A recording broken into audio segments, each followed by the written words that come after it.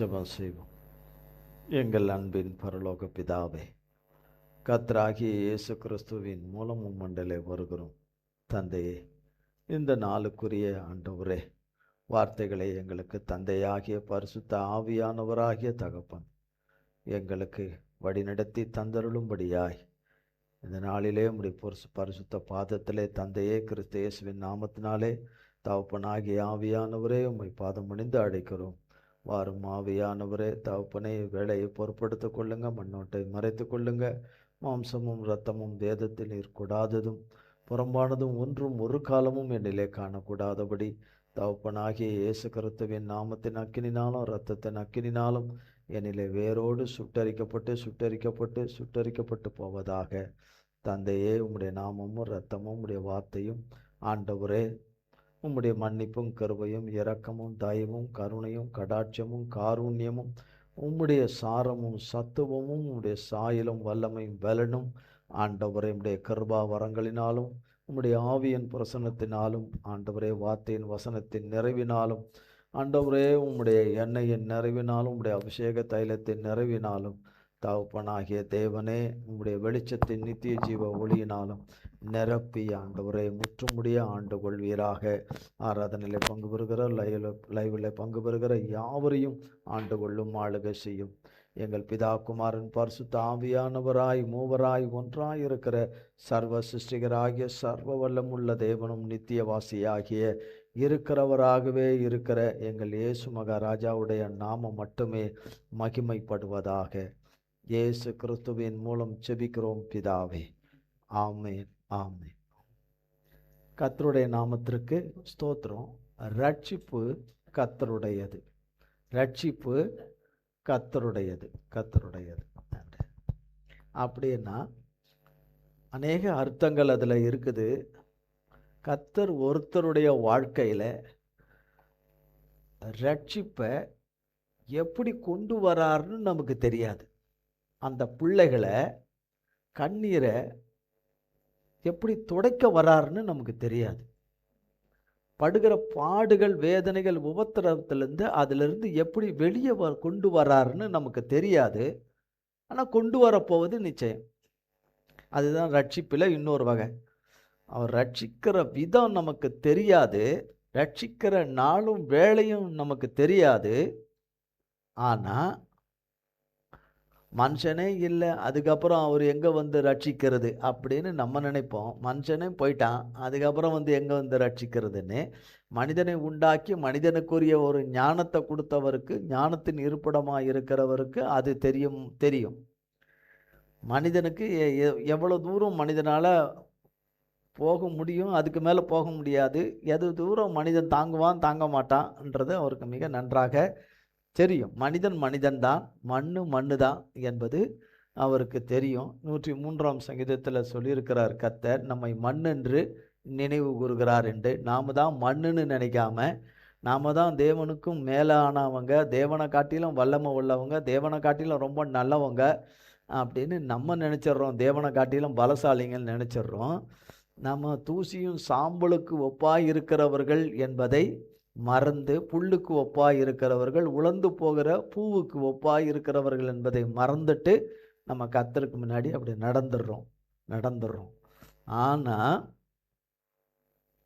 நாம் அநேக கேள்விகளை கர்த்தரை கேட்குறோம். ஆனால் அவர் நம்மளை பார்த்து ஒரு கேள்வி கேட்டார்னா நம்மளால் ஒரு பதில்னு சொல்ல முடியாது. ஆனால் அவர் பதில் அவர்கிட்ட இருக்குது. நம்மளால் பதில் சொல்ல முடியாத காரியங்களுக்குரிய பதிலெல்லாம் அவர் கரத்தில் இருக்குது. அவர் அதை வச்சிருக்கிறார், அந்த பதிலை வச்சிருக்கிறார். கர்த்தராகிய தேவன் ரட்சிப்பை குறித்து அதிகமாய் ருசித்தது. கர்த்தருடைய ரட்சிப்பை குறித்து கர்த்தராகிய இயேசு கிறிஸ்து சிலுவையில் நமக்கு ரட்சிப்பை உண்டு பண்ணினார். பாவத்தை மன்னித்து, பாவத்திலிருந்து மரணத்திலிருந்து பாவ கடன்களிலிருந்து நம் பிரச்சனைகளுக்குரிய தீர்வுகளை எல்லாம், நம் நோய் நொடிகளுக்கெல்லாம், சம்பாதித்த மரணத்துக்கு சாபத்துக்கு எல்லாவற்றுக்கும் தீர்வு பரிகாரத்தை சிலுவையில் தன்னை பலியாய் கொடுத்து பண்ண மகத்தான ரட்சிப்பு, உன்னத ரட்சிப்பு.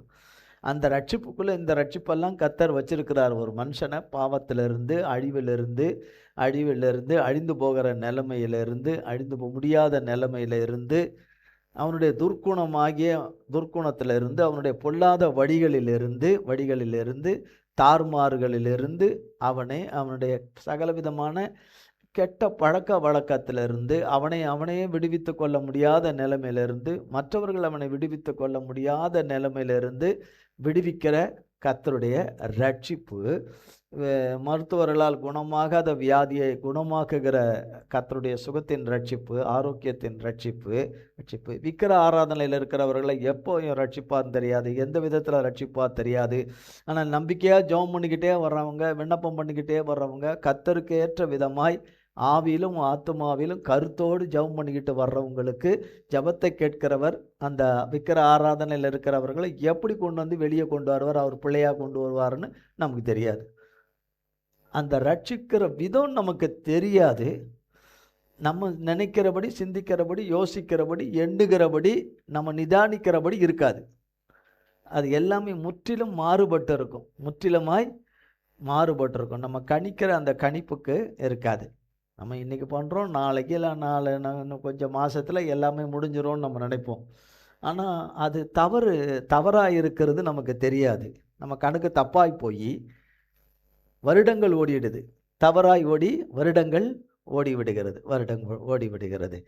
ஆனாலும் கூட கர்த்தராகிய தேவன் நம் தவறுகளை தப்பிதங்களை உணர்ந்த பிறகு, நம் பாவங்களை, அக்கிரமங்கள், தவறுகளை, தப்பிதங்கள், மதிகேடுகளை, மதிகேட்டை நாம் உணர்ந்துட்ட பிறகு மனிதனை போல நடந்து கொள்ளாதபடி அவைகளை மறந்து கடலின் ஆழத்தில் கொண்டு போய் போட்டுட்டு முதுகுக்கு பின்னாடி எரிஞ்சிட்டு அதை குறித்து நினையாதபடி அவனை மட்டாய் தண்டித்து அவனை சுத்தமாக்கி அவனுக்கு மகத்தான ரட்சிப்பை கர்த்தர் கொடுக்கிறவராய் இருக்கிறார். அவர் சொன்ன நல்ல வார்த்தைகளை எல்லாம் என்ன சொன்னாரோ அதை நம்பினவர்களுக்கு அதை நிறைவேற்றி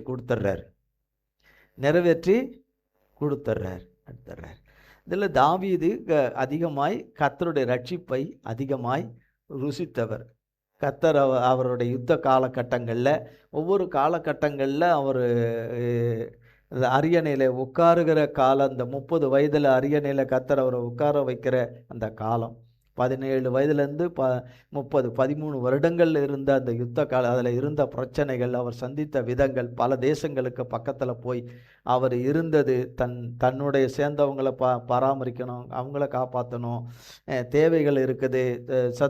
சவுலுடைய வேட்டையாடுதல், பலவிதமான வேட்டையாடுதல், நித்தமாக வேட்டையாடுற காரியம், நித்தமாக அவனை கொல்லணும்னு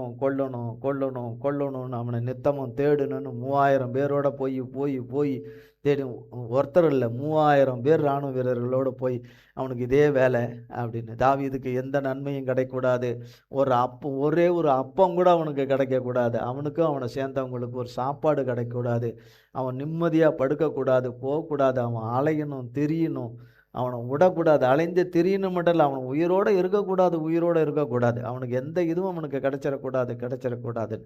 ஆனால் தேவன் தாவீதை சிருஷ்டித்து தெரிந்து கொண்ட நோக்கம், சித்தம் அவர் கையில் இருக்குது.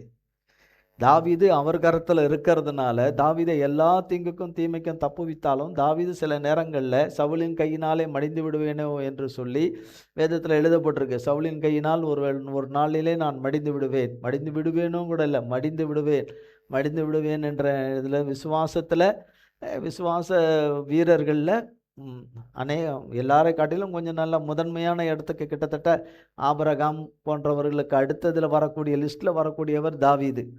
அந்த தாவீதே நான் சவுலின் கையினாலே மடிந்து விடுவேன் என்று நினைத்து அடுத்த தேசத்தில் போய், பிலிஸ்திய தேசத்தில் போய், அங்கே ஆக்கீஸின் இடத்துல போய் தங்கியிருந்து அங்கே வேஷம் தரித்து அவன் கோமாளி போல நடந்து கொண்டு, இப்படியெல்லாம் பல காரியங்கள் வேதத்தில் இருக்குது. தேவன் எப்போ ரட்சிப்பார், எப்பொழுது ரட்சித்து தேவன் இந்த பிரச்சனையிலிருந்து விடுவிப்பார், எப்போ ரட்சிப்பார் என்று தெரியாது. ஆனால் தாவீது கர்த்தரை நம்பிக்கொண்டிருந்த தாவீது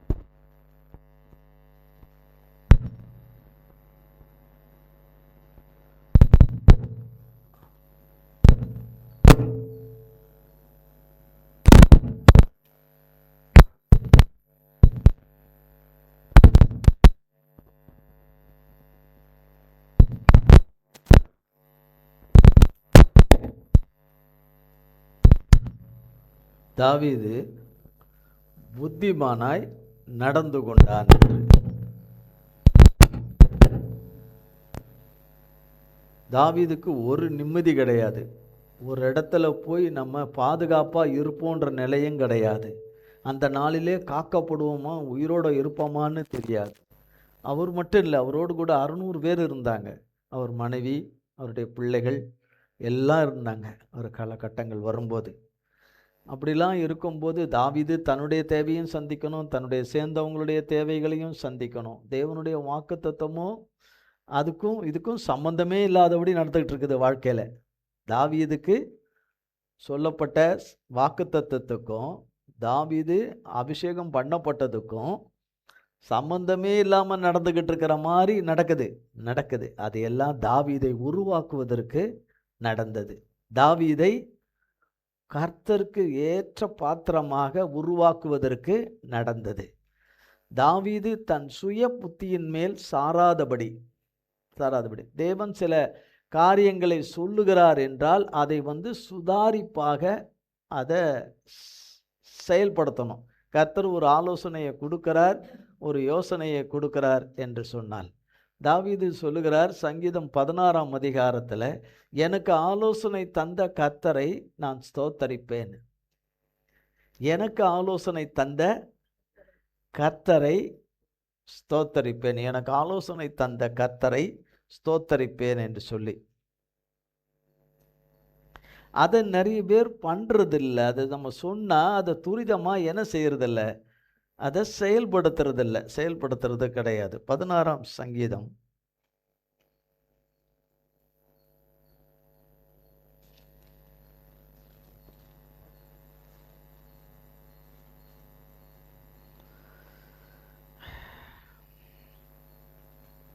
7ஆம் வசனம் பாருங்க. எனக்கு ஆலோசனை தந்த கர்த்தரை துதிப்பேன், ராக்காலத்திலும் என் உள்ளந்தரியங்கள் என்னை உணர்த்தும். எனக்கு ஆலோசனை தந்தன்னா இப்போ யார்கிட்ட ஆலோசனை கேட்குறாரு? கர்த்தர்கிட்ட கேட்குறாரு. அப்போ கர்த்தர்கிட்ட நீ கேட்காததுனால உன்னுடையவர்களிலிருந்து அந்த ஆலோசனை கொடுக்கப்படுதுன்னு சொல்லும்போது அதை நீ எவ்வளவு தூரமாக அதை துரிதமாக அந்த காரியத்தில் நீ செயல்படணும், அந்த காரியத்தில் செயல்படணும் என்று. சங்கீதம் 40ஆம் அதிகாரம்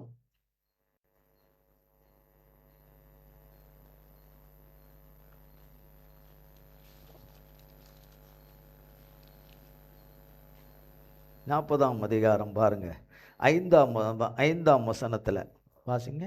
என் தேவனாகிய கர்த்தாவே, நீர் எங்கள் நிமித்தம் செய்த உம்முடைய அதிசயங்களும் உம்முடைய யோசனைகளும் அநேகமாயிருக்கிறது. ஒருவரும் அவைகளை உமக்கு விவரித்து சொல்லி முடியாது. நான் அவைகளை சொல்லி அறிவிக்க வேண்டுமானால் அவைகள் எண்ணிக்கைக்கு மேலானவைகள். அங்க சொல்றார், எனக்கு ஆலோசனை தந்த கர்த்தருக்கு. 16ஆம் அதிகாரத்தில் எனக்கு ஆலோசனை தந்த என் இருதயம் ராக்காலத்துலன்னா, அப்போ ராக்காலத்தில் ராத்திரியில் அவருக்கு அந்த ஆலோசனை கொடுத்துருக்காரு கர்த்தர். ராக்காலத்தில் அந்த ராத்திரியில் கர்த்தர் அவருக்கு அந்த ஆலோசனைகளை அவருக்கு மட்டும்தான் கொடுப்பாரா? அவரை நம்பி இருக்கிறவங்க, அவரோடு கூட தொடர்பில் இருக்கிறவங்க, அப்போ தொடர்பில் அவரோடு கூட இந்த திரியேக தகப்பனோடு கூட கிறிஸ்து இயேசுவின் நாமத்தினால தொடர்பில் இருக்கிறவர்கள். இந்த தொடர்பில் இல்லாதவர்கள் தான் மனுஷிகமான காரியத்தில் எல்லாத்துலேயும் முன்னெடுத்து கொண்டது கேள்வி கணைகளை தொடுத்து தாமதங்கள் மனிதனால் ஏற்பட்டால் அது பிசாசு.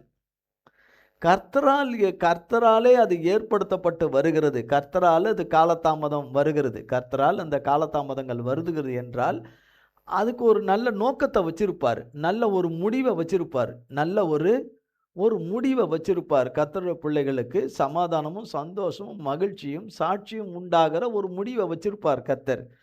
இங்கே 45ஆம் வசனத்தில் சொல்லப்படுது, நீர் எங்கள் நிமித்தம் அப்படின்னு சொல்லப்பட்டிருக்கு. எங்கள் நிமித்தம் உம்முடைய யோசனைகள் அநேகமாயிருக்கிறது. அதை ஒருத்தருக்கு சொல்ல முடியாத அந்த யோசனையை இன்னொருத்தருக்கு, இதனுடைய சம்பந்தப்படாதவங்களுக்கு அந்த யோசனையை கர்த்தர் கொடுத்த அந்த யோசனையும் சொல்ல முடியாது. அதை நான் பார்க்குறேன், அதனால தான் சொல்கிறேன். அதை கேட்குறேன், அதை பார்க்குறேன். அதனால தான் சொல்கிறோம் வழியில், கர்த்தர் நடத்துகிற வழியில். அப்போ அவர் கொடுக்குற ஆலோசனைகள், அவர் கொடுக்குற அந்த யோசனைகள் அதன்படி கர்த்தருடைய ஒரு யோசனையினால எரிகோ மதில் உளுந்தது. எரிகோ மதில் விழவே விழாது. மனுஷ ரீதியில, அகராதியில விழவே விழாது. மனுஷ பலத்தினால, மனுஷ ஆலோசனையினால, மனுஷ புத்தியினால விழவே விழாது எரிகோ மதில்.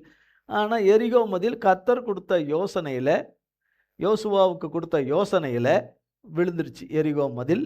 அந்த யோசனையின்படி செய்தவர்களுக்கு, நம்பி அதன்படி செய்தவர்களுக்கு, நடந்தவர்களுக்கு அந்த எரிகோ மதில் அவர்கள் முன்னேறாதபடி, கடந்து போகாதபடி, அந்த இடத்த கடந்து போகாதபடி இருந்த தடை முற்றிலுமாய் நீங்கிற்று. அப்போ எங்க சொல்றார், உம்முடைய யோசனை அநேகமாய் இருக்கிறது, ஒருவரும் உமக்கு விவரித்து சொல்ல முடியாது. அவைகளை நான் சொல்லி அறிவிக்க வேண்டுமானால் அவைகள் எண்ணிக்கைக்கு மேலானவைகளாய் இருக்குது. அதனால் தான் குதர்க்கமான நிறைய கேள்விகளுக்கு பதில் சொல்ல முடியாது. தேவன் நடத்தி கொண்டு போகிற காரியங்கள்ல இருக்கிறவைகளுக்கு பதில் அவர்கிட்ட இருக்கு. முடிவு அவர் கையில் இருக்கு. முடிவு மனுஷன் கையில் கிடையாது. மனுஷன் அவனுடைய முடிவே அவன் கையில் கிடையாது. என் முடிவே என்கிட்ட கிடையாது. எத்தனை முடிவு எடுக்கிறோம் நம்ம, அது நல்ல முடிவே இல்லை, கர்த்தர் பார்வையில் தவறான முடிவு. அந்த முடிவை அவர் உடைச்சிடுறாரு. நம்மளை அழிக்கிற முடிவு அது உடைச்சிடுறாரு. நம்முடையவங்களுக்கு எடுக்கிற முடிவிலும் சிலது தீமை இருக்கும்போது அதை உடைச்சிடுறாரு. சத்துரு நமக்கு விரோதமாக அவன் எல்லாவற்றிலும் கூடும்போது, நமக்காக காரியங்களை எல்லாம் நமக்கு விரோதமாக கூடும்போது கர்த்தர் அதை உடைக்கிறாரு. கர்த்தர் அதை சிதறடிக்கிறாரு. கர்த்தர் அதை உடைக்கிறாரு. அப்போ இங்க சொல்லப்படுகிறது, அதை உமக்கு விவரித்து அப்போ கர்த்தர் ஒரு ஆலோசனையை கொடுக்கிறார் என்று சொன்னால் அதை மிக துரிதமாக அதை உடனே செயல்படுத்தணும். அதை உடனே கால தாமதமின்றி அதை செயல்படுத்தணும். அதை கர்த்தர் நமக்கு ஒவ்வொரு நாளும் ஒவ்வொரு காரியத்திலையும் நமக்கு கொடுக்கிறது. சில காரியங்களில் கர்த்தர் கொடுக்குற ஆலோசனைகள், சில யோசனைகளை, சிலவற்றை நம்ம செய்யும்போது அப்படி ஜவ்வு மாதிரி இழுத்துக்கிட்டே போனாலும் கூட அவர் எதுக்காக இதை கொடுத்தாரோ அந்த காரியத்தை அது வாய்க்க பண்ணும். இந்த காரியத்தை வாய்க்க பண்ணும். 139ஆம் சங்கீதம்.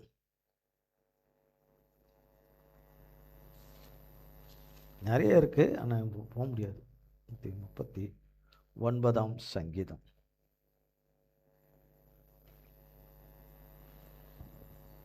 17. தேவனே, வாசிங்க. உமது ஆலோசனைகள் எனக்கு எத்தனை அருமையானவைகள், அவைகளின் தொகை எவ்வளவு அதிகம். 18. அவைகளை நான் எண்ண போனால் மணலை பார்க்கிலும் அதிகமாம். நான் விழிக்கும்போது இன்னும் உம் மண்டையில் இருக்கிறேன். இங்க இன்னும் அதிகமா, இன்னும் கூடுதலா சொல்றாரு பாருங்க. அவைகளை நான் எண்ண போனால் அவைகள் மணலை பார்க்கலும் அதிகமான ஒரு நாள்ல இப்போ என்னென்ன காரியத்துக்கெல்லாம் அவர் கர்த்தர்கிட்ட ஆலோசனை கேட்டு அந்த ஆலோசனை எல்லாம் அவருக்கு கொடுத்துக்கிட்டே வர்றாரு. கர்த்தர் கொடுத்துக்கிட்டே வர்றாரு. பெரும்பாலோர் கர்த்தர் பேசாமலே கர்த்தர் பேசினார் என்று சொல்றவங்க தான் அதிகம். கர்த்தர் பேசாமலே, கர்த்தர் இடைபடாமலே, கர்த்தரோடு கூட ஐக்கியம் இருக்காது முதல்ல, ஆனால் இடைபடாமலே, கர்த்தர் அவங்களோட கூட வியாபித்து இல்லாமலே கர்த்தர் சொன்னார்ன்ற காரியங்கள் நிறைய இருக்கும். கர்த்தர் ஞாபகப்படுத்தினார்னு இருக்கும். கர்த்தர் இப்போ சொன்னார்னு சொல்கிற காரியங்கள் நிறைய இருக்கும். அது வெளிச்சத்துக்கு வந்துடும். அது பொய்யென்று வெளிச்சத்துக்கு வந்துடும். ஆனால் உண்மையுள்ள கர்த்தர் சொன்னது உண்மையானவைகள் என்பது அதுவும் வரும் வெளிச்சத்துக்கு. வெளிச்சமாகிய தேவன் அதையும் வெளிச்சத்துக்கு கொண்டு வருவார். அது சத்தியம் என்று, அது சத்தியமானது என்றும் அது சாத்தியமாகும்படி செய்வார். சத்தியத்தின் தேவன் அதை சாத்தியமாகும்படி செய்வார் என்று.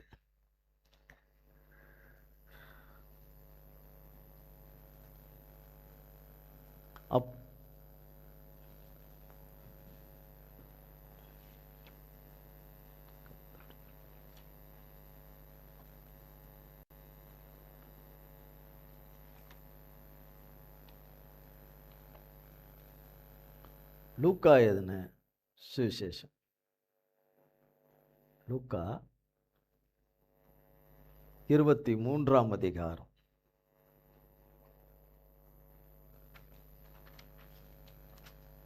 லூக்கா 23ஆம் அதிகாரம் 32லிருந்து 43. குற்றவாளிகளாகிய வேறே 2 பேரும் அவரோடே கூட கொலை செய்யப்படுவதற்கு கொண்டு போகப்பட்டார்கள். கபாலஸ்தலம் என்று சொல்லப்பட்ட இடத்தில் அவர்கள் சேர்ந்தபொழுது அங்கே அவரையும் அவருடைய வலது பக்கத்தில் ஒரு குற்றவாளியையும் அவருடைய இடது பக்கத்தில் ஒரு குற்றவாளியையும் சிலுவைகளில் அறைந்தார்கள். அப்பொழுது இயேசு, பிதாவே, இவர்களுக்கு மன்னியும், தாங்கள் செய்கிறது இன்னதென்று அறியாதிருக்கிறார்களே என்றார். அவருடைய வஸ்திரங்களை அவர்கள் பங்கிட்டு சீட்டு போட்டார்கள். அவர்கள் நின்று பார்த்து கொண்டிருந்தார்கள்.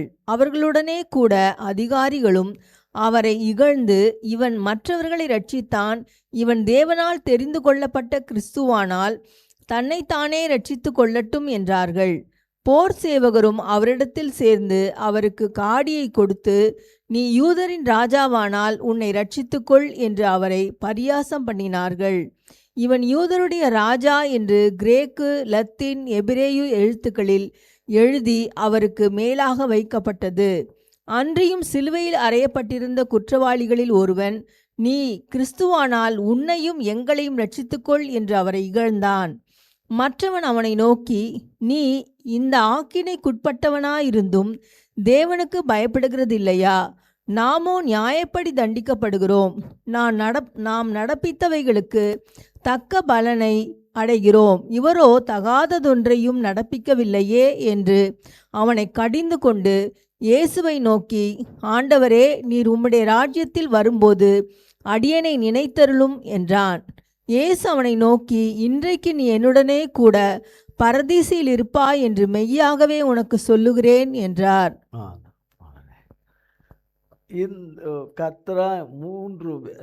கர்த்தராகிய இயேசு கிறிஸ்து பாவமில்லாத தகப்பன், குற்றமில்லாத தகப்பன், அப்பழுக்கற்ற தகப்பன், தன்னையே மனுக்குலத்துக்கு ஜீவ பலியாய் பான பலியாய் கொடுக்கறதுனால தன்னை முழுசாக கொடுத்தார். இல்லைன்னா அவரை யாரும் தொடவும் முடியாது, நெருங்கவும் முடியாது.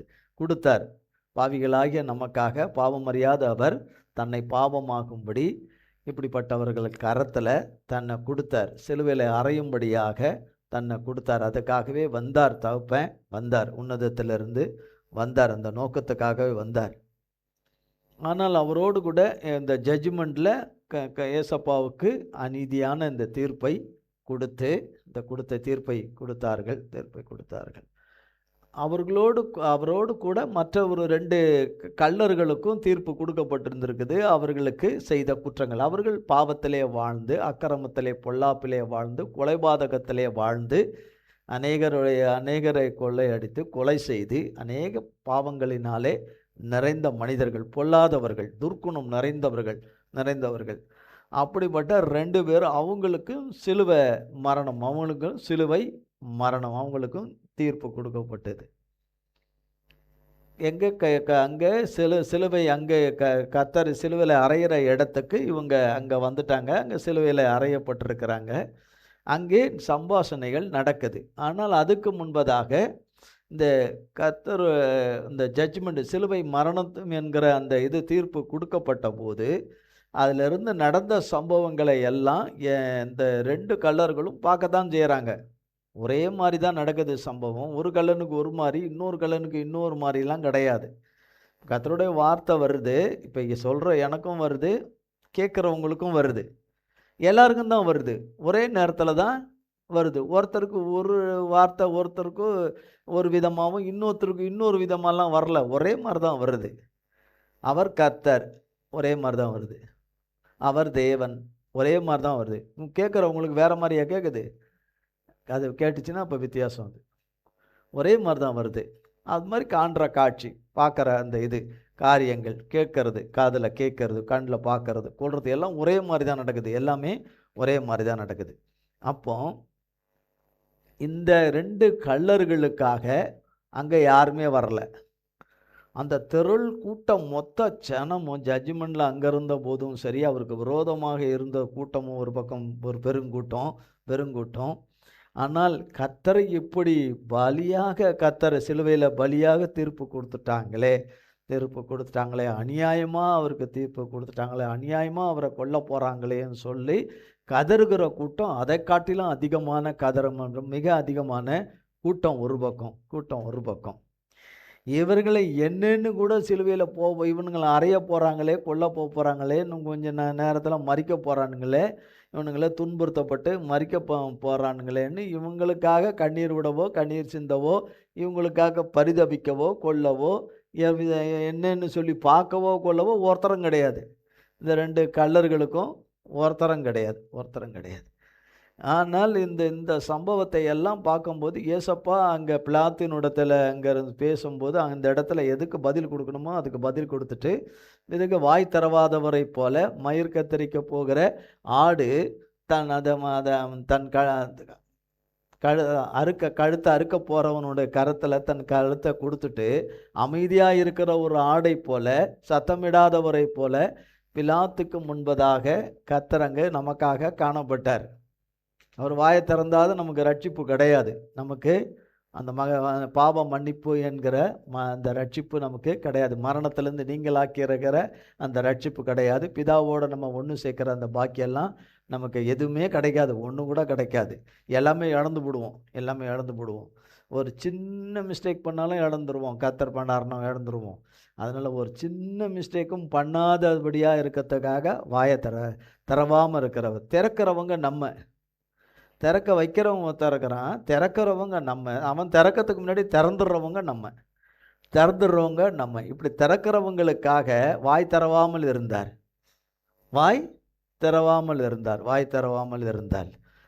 வாய் தவறி வந்துருச்சுன்னு சொல்கிறவங்களுக்காக வாய் திறவாமல் இருந்தார். வாய் தவறி ஒன்று கூட வந்துடாதபடி மிக ஞானமாய் கர்த்தராகிய தேவன் இருந்தார் அங்கே. இதையெல்லாம் ஒன்றொன்னா பார்த்துக்கிட்டு ஒன்றொன்னா பார்க்குறான். ஒன்றொன்னா 2 கல்லில் ஒரு கல்லம் அப்படி பார்க்குறான். ஒரு கல்லம் எல்லாரும் எப்படி பார்க்குறாங்களோ நம்மளை மாதிரி அவன் பார்த்துக்கிட்டு இருக்கிறான். அப்போது ஒரு கல்லை அது பார்த்துக்கிட்டே இருக்கிறான். நல்லா கவனிக்கணும். அவன் பார்க்குற விதம் சம்பவம் ஒன்று தானே. அவன் பார்க்குற விதம் ஒன்று, இன்னொருத்தர் நம்ம பார்க்குற மாதிரி பார்க்குறான். எல்லாம் பார்க்குறான். என்ன பெரிய இது இவர் நமக்கு ஒன்றா பார்த்துக்கிட்டே வரான், ஒன்றா கவனிச்சுட்டு வரான். ஆனால் இவனுடைய அந்த கவனிக்க கர்த்தர் பேரில் அந்த கவனம் போக அவரை குறித்து யோசிக்க அவரைனா கர்த்தரை குறித்து, ஏசப்பாவை குறித்து சிந்திக்க யோசிக்க அதை குறித்து எண்ணிக்கிட்டே வர்றான். என்றான். இவர் அப்போ எவ்வளோ நல்லவராக இருப்பார், இவ்வளோ காரியங்களை எங்கெல்லாம் சொல்கிறாங்களே, எல்லாம் பேசுகிறாங்களே. அவன் முதல்ல எதங்க பார்க்குறான், அந்த பிலாத்தினுடைய இதிலெல்லாம் பார்க்குறான். பிலாத்துக்கு கொடுக்குற பதில் எதுவோ அந்த பதிலை வரைக்கும் தான் அவர் சொல்கிறாரு. வேறு எதையுமே சொல்ல மாட்டேங்கிறாரு. அவருக்கு விரோதமாக பேசுகிறவங்க காரியத்துக்கு என்ன பதிலோ அந்த தவிர வேற வார்த்தை அவர்கிட்ட இருந்து வரலை. விசாரணை பல மணி நேரம்னா 1 மணி நேரம் இல்லை, அது பல மணி நேரம் நடந்து அவ்வளோ சோர்வு, அவ்வளவு நொறுக்குதல், சேவகர்கள் அடித்து காரி துப்பி கன்னத்தில் அடித்து குத்தி அவ்வளோ அசிங்கப்படுத்தி அதுக்கு அவர் பாத்திரவான் கிடையாது என்பதை அவன் அப்பாவும் சொல்லலாம். விட்டாலும் ஒன்றா அவன் யோசிக்க அவனுக்குள்ள அப்படியே இருந்த அந்த கட்டுகள், அவனுக்கிட்ட இருந்த பாவ கட்டுகள், அவனுக்கிட்ட இருந்த என்னென்ன கட்டுகள் இருந்ததோ ஒன்றா உடைய ஆரம்பிச்சிருச்சு. ஒன்றா அவனுக்குள்ள உடைய ஆரம்பிச்சிருச்சு. அவன் இருதயம் கட்டியிருந்த பிச்சு கட்டியும் உடைய ஆரம்பிச்சிருச்சு. அவன் தவறாயிருந்த பாவ வாழ்க்கை என்கிற அந்த வாழ்க்கையினுடைய இது உடைய ஆரம்பிச்சிருச்சு அவனுக்குள்ள. என்னென்ன உடையணுமோ ஒன்றொன்னா நம்ம சிந்திக்கிறோம், யோசிக்கிறோம், நம்மளும் நிறைய யோசிக்கிறோம். ஆனால் உடையதா பாருங்க, உடையல. வாயில் ஏசப்பா, கையில் பைபிள், வாயில் ஏசப்பா, எல்லாம் தான் சொல்கிறோம். உக்காந்தா ஏசப்பா, எந்திரிச்சா ஏசப்பாவை தான் சொல்லுது. ஆனால் என்ற எண்ணமும் யோசனையும் சிந்தனையும் எண்ணமும் அவன் பாவத்திலே வாழ்ந்தவன். ஆனால் அவன் இப்போ சிந்திக்கிறான் கர்த்தரை குறித்து. நாங்கள் பாவத்திலே வாழ்ந்ததில்லை, பாவம்னாலே எங்களுக்கு என்னன்னே தெரியாது. நான் பிறந்துலேருந்து எனக்கு விவரம் தெரிஞ்சு நான் பாவமே செஞ்சதில்லை. நான் யாருக்கும் எந்த தீங்கும் நான் செஞ்சதில்லை, யாருக்கும் எந்த இதுவும் நன்மை தான் செஞ்சுருக்கிறேன், புண்ணியம்தான் செஞ்சுருக்கிறேன், புண்ணியம்தான் செஞ்சுருக்கிறேன், அள்ளி அள்ளி கொடுக்க தான் செஞ்சுருக்கிறேன். நான் அப்படி இப்படின்னு சொல்லி சொல்லுகிறவர்கள் நான் இப்படி என்றேன், நான் ஏசப்பாவை அப்படி எண்ணுவேன், இப்படி நினைப்பேன், அப்படி பண்ணுவேன், இப்படி பண்ணுவேன் அப்படின்னு. ஒரு நாளைக்கு இவ்வளோ ஸ்தோத்திர பலி பண்ணுறேன், ஒரு நாளைக்கு இவ்வளோ இது பண்ணுறேன், ஒரு நாளைக்கு இத்தனை வசனத்தை சொல்கிறேன், அது சொல்கிறேன்னு. ஆனால் அங்கே எந்த மாற்றமும் இல்லை. ஏன்னா அது உண்மையா இல்லை. கர்த்தர் அவர் பார்க்குற விதத்தில் இல்லை. அது இல்லை, கர்த்தர் விதத்தில் இல்லை. இல்லைன்னா அது வேலை செய்யும், அது இருந்தால் வேலை செய்யும், கண்டிப்பாக வேலை செய்யும். அப்போ இந்த கல்லன் என்னுடைய உள்ளத்துக்குள்ளே இது வேலை செய்யுது. அவன் இன்னும் வாயை திறந்து சொல்லலை, எதுவும் சொல்லலை, கொள்ளலை. ஆனால் அவன் உள்ளத்துக்குள்ளே ஓடுது இந்த எண்ணங்கள் எல்லாம். ஓட ஓட ஓட அவன் கர்த்தரோட கனெக்டட் ஆகுது, அவனுக்கு தேவனோடு கூட கனெக்ட் ஆகுது. அவன் பிறந்தலேருந்து தேவனோடு கூடவே தொடர்பு இல்லாதவன். இன்னும் அவனுக்கு மரண நாள் கொஞ்சம் தான் இருக்குது, சில மணி நேரங்கள் தான் இருக்குது, 5 மணி நேரமோ 6 மணி நேரமோ எத்தனை மணி நேரமோ அந்த இடைப்பட்ட நேரம், அவ்வளோதான். அதுக்குள்ளே அவனுக்கு அந்த இதெல்லாம் ஒன்று ஒன்றா உள்ளுக்குள்ளே வந்து வேலை செய்ய ஆரம்பிச்சிருச்சு. அவனுக்குள்ளே வேலை செய்ய ஆரம்பிச்சு அவன் பார்க்குறான். ஒன்றா பார்த்துட்டு அடுத்தது மிக முக்கியமாக அவன் பார்த்தது 27ஆம் வசனம், 23ஆம் அதிகாரம் 27, 28. திரள் கூட்டமான ஜனங்களும் அவருக்காக புலம்பி அழுகிற ஸ்திரீகளும் அவருக்கு பின் சென்றார்கள். இயேசு அவர்கள் முகமாய் திரும்பி, எருசலேமின் குமாரத்திகளே, நீங்கள் எனக்காக அழாமல் உங்களுக்காகவும் உங்கள் பிள்ளைகளுக்காகவும் அழுங்கள். 29ஆம் வசனங்க. இதோ மலடிகள் பாக்கியவதிகள் என்றும் பிள்ளை பெறாத கர்ப்பங்களும் பால் கொடாத முலைகளும் பாக்கியமுள்ளவைகள் என்றும் சொல்லப்படும் நாட்கள் வரும். 30. அப்பொழுது மலைகளை நோக்கி எங்கள் மேல் விழுங்கள் என்றும் குன்றுகளை நோக்கி எங்களை மறைத்து கொள்ளுங்கள் என்றும் சொல்ல தொடங்குவார்கள். பச்சை மரத்துக்கு இவைகளை செய்தால் பட்ட மரத்துக்கு என்ன செய்ய மாட்டார்கள் என்றார்.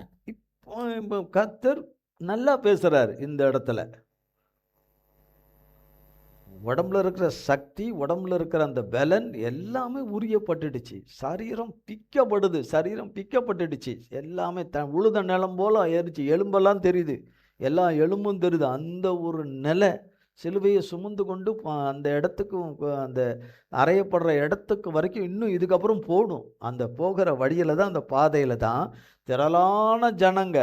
அதில் எல்லாம் ஸ்திரீகள், அதில் எல்லாம் அநேகர் ஸ்திரீகள். இவங்க உண்மையாக அழுதாங்க. என்னவா அழுதாங்க?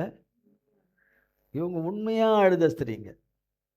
உண்மையாக அழுவுற மாதிரி அழுவுறவங்க நிறைய பேர் இருக்காங்க. ஆனால் எல்லாமே தேவனுடைய கணக்கில் வர அழுக கிடையாது சொல்லி. ஆனால் இந்த ஸ்திரீகள் அப்போ பார்க்குறான் அவன், இவ்வளவு ஸ்திரீங்க, இவ்வளவு பெண் கூட்டம், ஜனக்கூட்டம், திரள் கூட்டம், அதுலேயும் ஸ்திரீகள் எல்லாம் கதறி அழுகுறாங்க. அவங்க வீட்டில் ஒரு துக்கம், அவங்க வீட்டில் ஒரு துயரம், அவங்க வீட்டில் ஒரு சாவு, அவங்க வீட்டில் ஒரு மரணம், அவங்க வீட்டில் அவங்க நினையாத ஒன்று நடந்துட்டுச்சு, ஒரு அழிவு, ஒரு மரணம் நடந்துட்டு அப்படின்னு அழுவுறத காட்டிலும் அதிகமாக அழுகுறாங்க. இயேசு அவர்கள் முகமாய் பார்த்து, எருசலேமின் குமாரத்திகளே, நீங்கள் எனக்காக அழாதீங்க அப்படின்னு சொல்றது யார் சொல்ல முடியும்? அப்போ இவருக்காக இப்படி அழுகுறாங்கன்னா எவ்வளோ நன்மைகள் செய்திருப்பார், எவ்வளோ அற்புதங்கள் செய்திருப்பார், அவங்க வாழ்க்கையில் எவ்வளவு நல்லதுகளை செய்திருப்பார்.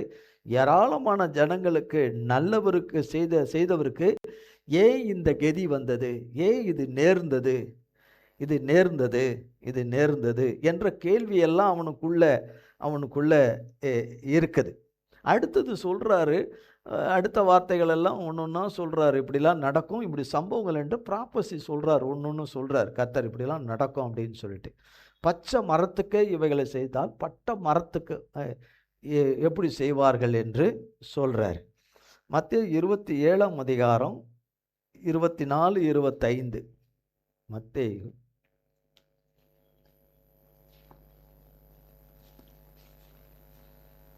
27 27ஆம் அதிகாரம் 24 25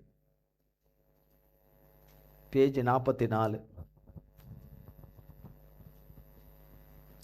கலகம் அதிகமாகிறதே அல்லாமல் தன் பிரயத்தனத்தினாலே பிரயோஜனம் இல்லை என்று பிலாத்து கண்டு தண்ணீரை அள்ளி ஜனங்களுக்கு முன்பாக கைகளை கழுவி, இந்த நீதிமானுடைய இரத்தப்பழிக்கு நான் குற்றமற்றவன், நீங்களே பார்த்து கொள்ளுங்கள் என்றான்.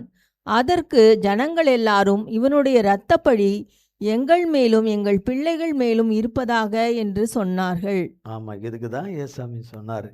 அவங்க என்ன சொல்லிட்டாங்க, ஜனங்கள் எல்லாரும், யூத ஜனங்க எல்லாம் சொல்லிட்டாங்க. என்னன்னு அங்கே இருந்த ஜனங்க, அந்த வேதபாரர்கள் பரிசேயர்கள் அவங்க எல்லாம் சொல்லி சொன்னதில் இவங்க எல்லாம் சொல்லிட்டாங்க. இவங்கெல்லாம் அப்படி என்ன சொல்லிட்டாங்க, ஜனங்கள் எல்லாரும் இவனுடைய இரத்தப்பழியும் எங்கள் மேலும் எங்கள் பிள்ளைகளின் மேலும் இருப்பதாகன்ட்டாங்க. எங்கள் தலைமுறைகள் எல்லாம் எங்கள் பிள்ளைகளின் தலைமுறை மேலெல்லாம் இரத்தப்பழி எங்கள் மேலே இருக்கட்டும். பிலாத்தே, நீ சொல்லிட்ட அவர் குற்றமற்றவர் என்று சொல்லிட்ட. அதனால் நான் இந்த இதுக்கெல்லாம் நான் ரத்தப்படிக்க எதாக மாட்டேன்னு நீங்கள் கை கழுவிட்டீங்க. ஆனால் எங்கள் மேலே வரட்டும் ஏசப்பா ரத்தம், ஏசப்பாவில் சிலுவில் அரைஞ்சதுக்கான அந்த ரத்தம் என் மேலே வரட்டும், எங்கள் குடும்பத்தின் மேலே எல்லார் மேலேயும் வரட்டும் அப்படின்ட்டாங்க. அது அநேக வருடங்கள் இருந்தது, பல ஆயிரக்கணக்கான வருடங்களுக்கு இருந்தது. உலகம் முழுசும் ஏராளமான யூதர்கள், லட்சமான யூதர்கள் கொல்லப்பட்டார்கள். கர்த்தர் சிலுவையில் மரித்து உயிர்த்தெழுந்த சில ஆண்டுகள், கொஞ்சம் ஆண்டுகள் கழித்த பிறகு எருசலேம் நகரத்தை முற்றுகை போட்ட மன்னன் எல்லாவற்றையும், எருசலேமில் இருக்கிற ஜனங்களை எல்லாம் அடித்து எல்லாரும் கொன்று இரத்த ஆறுகள், தெருக்களில் இரத்த ஆறுகள் ஓடிச்சுன்னு வரலாறு சொல்லுகிறது. உண்மை உள்ள வரலாறு சொல்லுகிறது. இரத்தாறு இதெல்லாம் வரும் என்பதை அறிஞ்சு தான் கர்த்தர் சொல்கிறார். அவங்க இரத்தப்படியெல்லாம் அவங்க மேலே ஏற்றுக்கிட்டதுனால இது எல்லாம் இப்போ பிலாத்தே சொல்கிறார் அவர் குற்றமற்றவர் என்று. பிலாத் அவர் நீதிமான், அவர் குற்றமற்றவர் என்று சொல்கிறான். இதெல்லாம் அவன் கேட்டவன். அப்போ பிலாத்து தீர்ப்பளிக்கிற பிலாத்தும் வேற வழி இல்லைன்னு தான் தீர்ப்பளிச்சிருக்கிறாரு. ஜனங்க இப்படி அழுகுறாங்க, நீங்கள் எனக்காக அழாதீங்க, உங்களுக்கு வரப்போகிற காரியங்கள் மகா பொல்லாததாய் இருக்கிறதுனால கர்த்தரை சொல்கிற இந்த வார்த்தைகள், ஆறுதலான வார்த்தைகள், அவர்களை தேத்துற இந்த வார்த்தைகள் ஒன்னொன்னா பிதாவே இவர்களை மன்னியும் என்று சொல்லுகிறார். 34ஆம் வசனத்தில் இயேசு பிதாவே இவர்களுக்கு மன்னியும், தாங்கள் செய்கிறது இன்னதென்று அறியாதிருக்கிறார்களே என்றார். அப்படின்னும் போது அவரை ஏளனமாக வாய்க்க வந்தபடி கண்டமணிக்கு அவரை பேசுறது, திட்டுட்டு கெட்ட வார்த்தையில் திட்டுறது சொல்லும்போது 35ஆம் வசனம், ஜனங்கள் நின்று பார்த்து கொண்டிருந்தார்கள். அவருடனே கூட அதிகாரிகளும் அவரை இகழ்ந்து, இவன் மற்றவர்களை ரட்சித்தான், இவன் தேவனால் தெரிந்து கொள்ளப்பட்ட கிறிஸ்துவானால் தன்னைத்தானே ரட்சித்து கொள்ளட்டும்.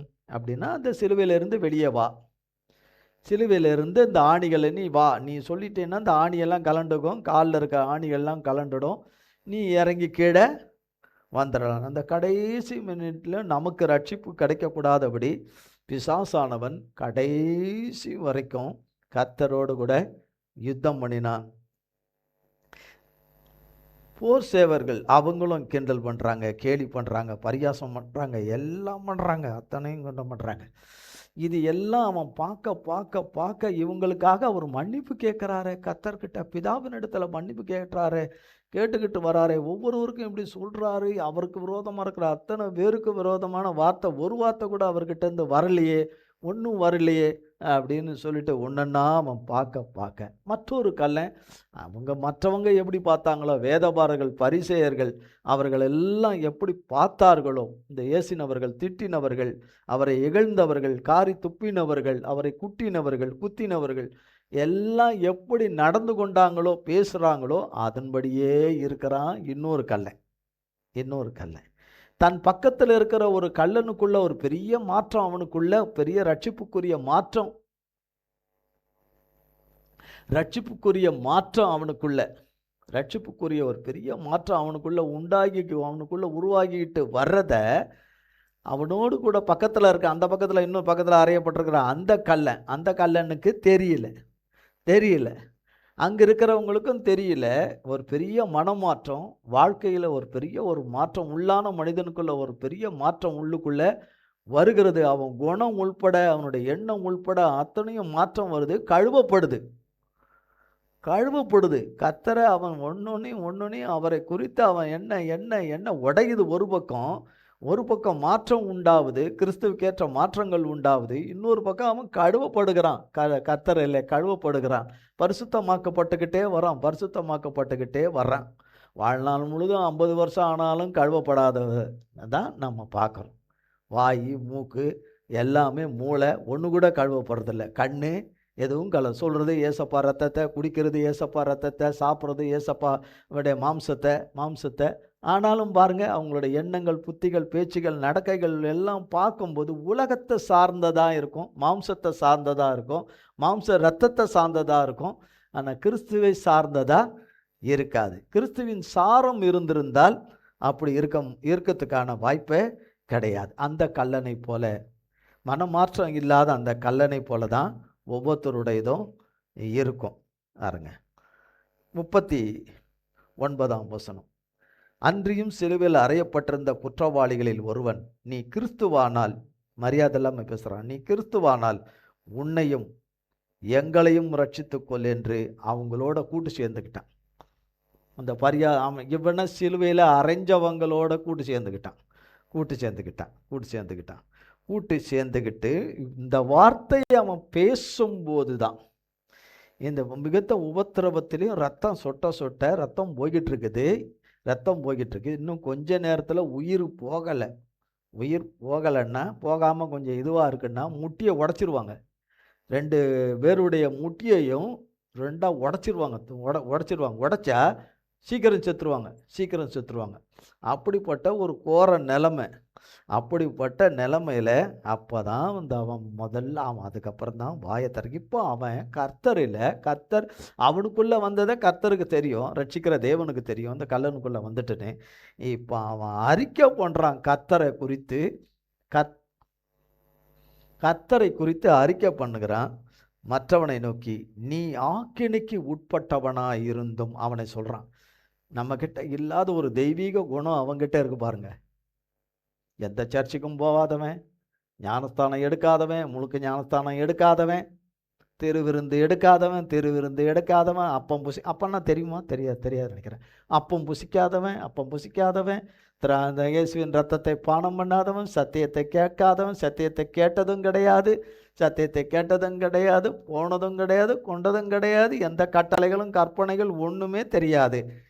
கர்த்தரை பார்க்குறான். அந்த சம்பவத்தின் மூலமாக கர்த்தரை முதல்ல பார்க்குறான். அவர் தான் மெய்யான தேவகுமாரன் என்று பார்த்துட்டான். பிதாவினுடைய குமாரன் என்று அறிஞ்சிட்டான். உணர்ந்துட்டான். கிறிஸ்து தான் மெய்யான தேவன் என்றும், அவர்தான் மெய்யான இரட்சகர் என்றும், அவர்தான் ரட்சிக்கிறவர், நித்திய ஜீவனை கொடுக்கிறவர், பிதாவுடைய திருமைந்தன் என்பதை அவன் அறிக்கை பண்ணுகிறான். நாமும் நியாயப்படி தண்டிக்கப்படுறோம் சொல்கிறான். நம்ம தண்டனை, நம்ம இந்த ஆக்கினை அடைந்ததுக்கு நியாயம் இருக்குது. நம்ம இந்த தண்டனையை இப்போ சிலுவையில் நம்ம யாரும் அறையப்படாமலே கேட்க முடியல. அறையப்படாமல் எப்படி கேட்க முடியும்? ஒருத்தன் இன்னும் கொஞ்ச நேரத்தில் செத்துற போகிறான். எல்லா ரத்தமும் போய் எல்லாமும் போய் கம்ப்ளீட்டாக போய் செத்துற போகிறான். இப்போ அவன் சத்தியத்தை கேட்க முடியுமா? அவனுக்கு இருக்கிற வேதனை, சரீரத்தில் இருக்கிற அந்த வேதனை, அந்த அவன் நல்லவனோ கெட்டவனோ, ஆனால் அந்த இருக்கிற அந்த இதில் உபாதையில் அவன் எதையும் சிந்திக்க முடியுமா? எதையாவது யோசிக்க முடியுமா?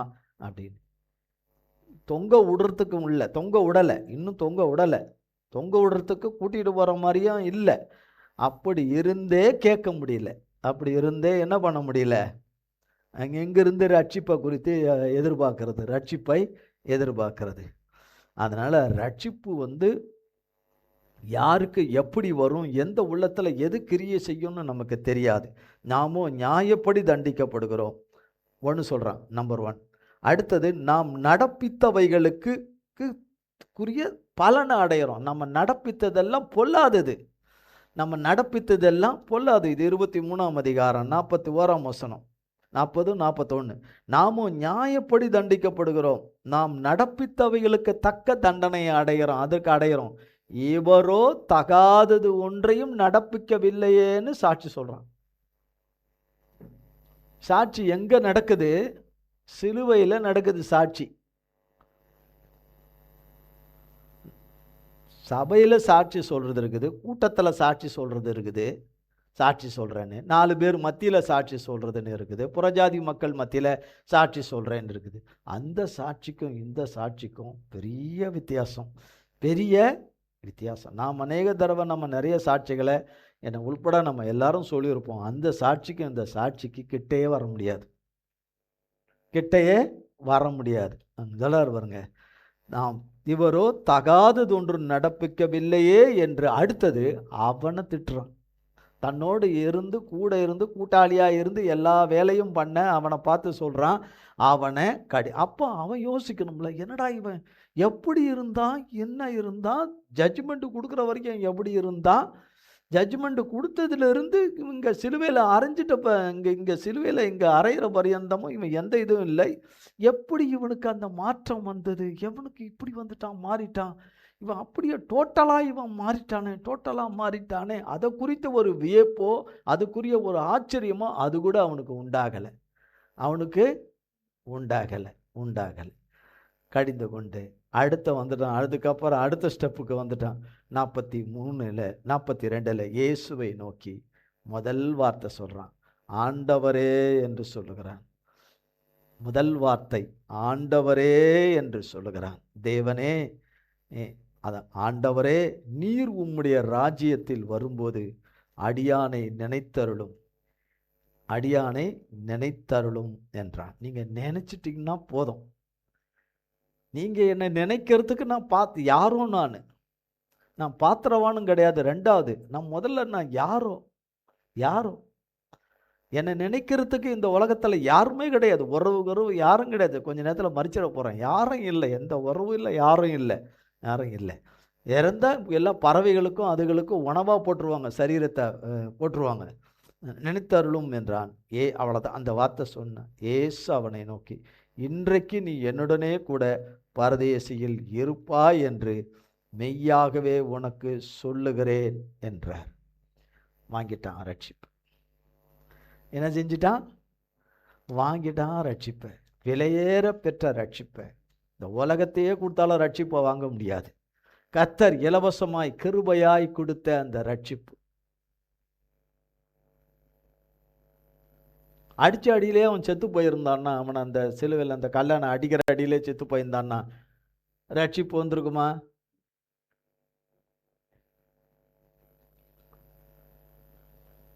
நம்ம எவ்வளவுதான் கர்த்தர் ஞாபகப்படுத்தி சொன்னாலும் சிலுவைக்கு போல. அவன் சிலுவையில் இவ்வளவு கொடூர மரணத்துக்குள்ள இருக்கிறான். அது அந்த காலத்து கொடூர சிலுவை மரணம்.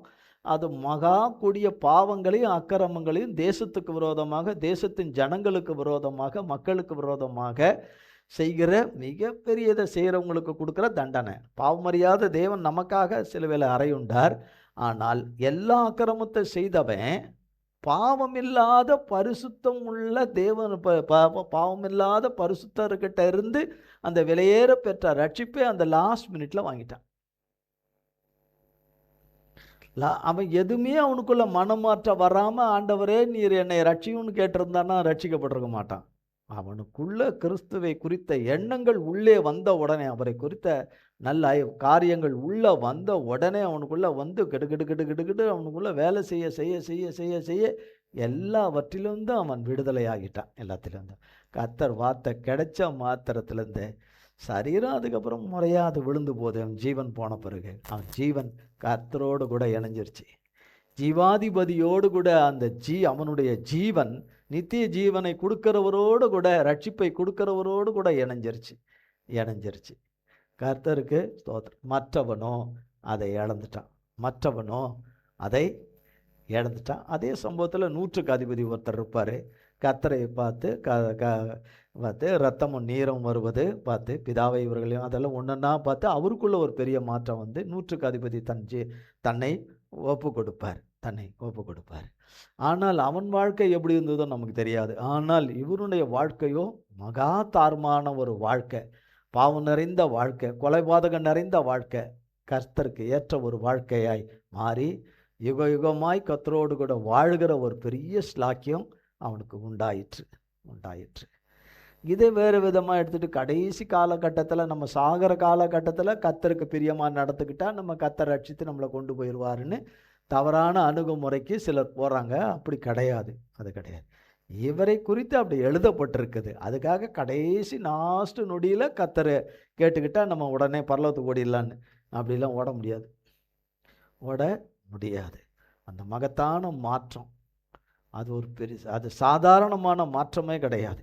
எத்தனையோ பேர் சத்தியத்தை கேட்குறாங்க, எவ்வளோ பேர் ஆண்டவருடைய வார்த்தையை கேட்குறாங்க. நான் ஆவியில் நிறைஞ்சிருக்கிறேன், அந்நிய பாஷையில் பேசுகிறேன், எனக்கு கத்தரி ராத்திரி வந்தார், காலையில் வந்தார், விடிய காலம் வந்தார், இப்போ வந்து பேசிட்டு போனார், இப்போ காட்சி கொடுத்தாரு, இப்போ 10 சொப்பனம் கொடுத்தாரு.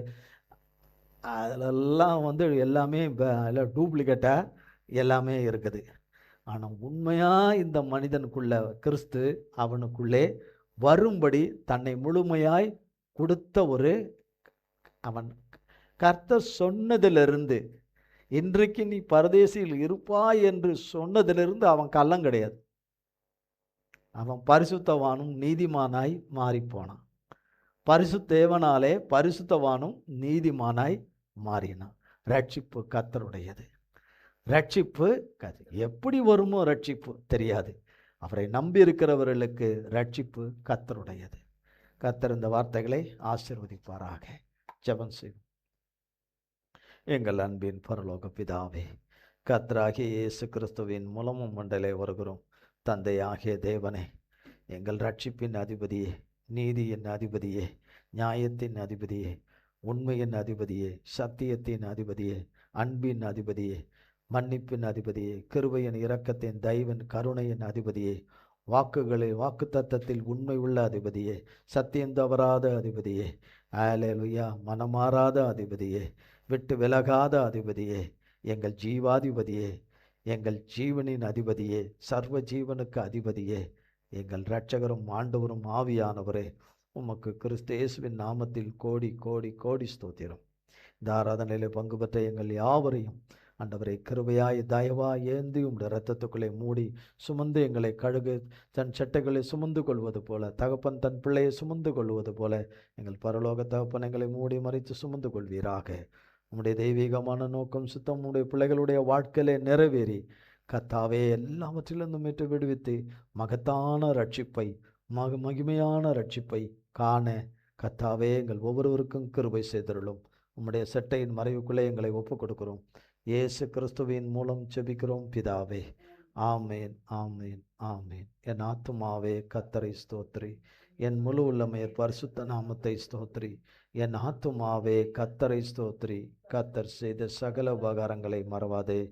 ஆமேன், ஆமேன். கர்த்தராகிய இயேசு கிறிஸ்துவின் கிருபையும் பிதாவாகிய தேவனுடைய அன்பும் பரிசுத்த ஆவியானவருடைய அந்யோன்ய ஐக்கியமும் பராமரிப்பும் பாதுகாவலும் நம் அனைவரோடு கூட சதா காலங்களுக்கும் நிலைத்திருப்பதாக. ஆமேன், ஆமேன், ஆமேன். இயேசுவின் ரத்தம் ஜெயம். இயேசுவின் பரிசுத்த நாமத்திற்கே ஸ்தோத்திரம். God bless you.